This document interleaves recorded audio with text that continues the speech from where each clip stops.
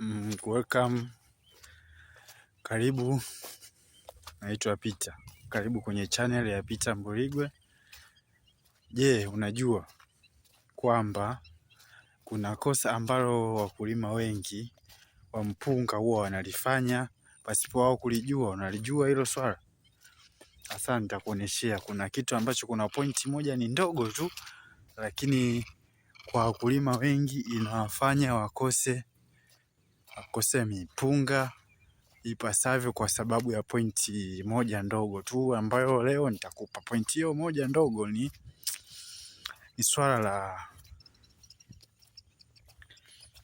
kutengeneza shamba lao kuwa rojo au kuchabanga kwani kwa namna nyingine niseme kuchabanga. Ninaposema kuchabanga, inabidi shamba lako liwe kwenye staili ya rojo. Unajua rojo, ule rojo uji. Mfano, ngoja nitakupa mfano mmoja hapa tukiwa tunaendelea.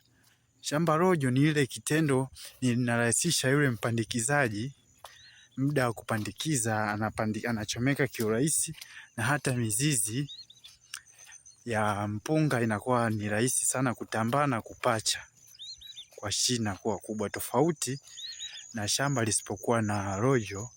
Basi unaipa kazi mizizi ya mipunga kuweza kutembea na kutafuta chakula na kuweza kutengeneza shina lenye mapacha makubwa. Mfano, shamba ambalo halijapigwa rojo kali, imepigwa mara moja, ili hapa. Ngoja nikuoneshe mfano. Unaona hili shamba bado ni chafu, pawatila limeingia, lakini shamba hili bado ni chafu.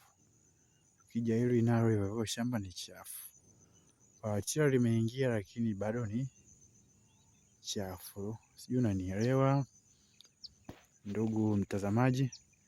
Sasa nitakuoneshea shamba ambalo lina rojo la kutosha kiasi kwamba linafaa kwa wewe mkulima kusema sasa linafaa, sasa linatosha kufanyaje, kuweza kupandikiza miche yako ambayo inakuwa tayari miche yako mipunga.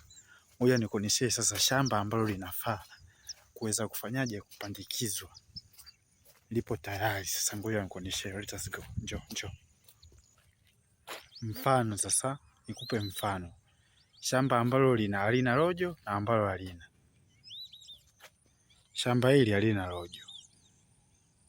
Umeona? Naona hata uchafu. Shamba hili halipaswi kutumika kupandikiza kwa sababu bado lina uchafu. Shamba inabidi liwe safi. Angalia shamba ambalo ni safi sasa linafaa kupandikizwa. Hili sasa ni shamba ambalo linafaa kupandikizwa. Sijui unanielewa? Ili shamba usikosee kupandikiza shamba ambalo halina rojo, shamba ambalo ni chafu kama hili. Umeona hili safi kabisa. Mliona kiasi kwamba hata miche au mbegu zako za kitalu za mpunga zinafaa kupandikizwa huko. Umeona shamba kama hili lina rojo. Unaliona? Rojo linafaa kabisa, shamba hilo ni nzuri kabisa. Thank you very much. Thank you.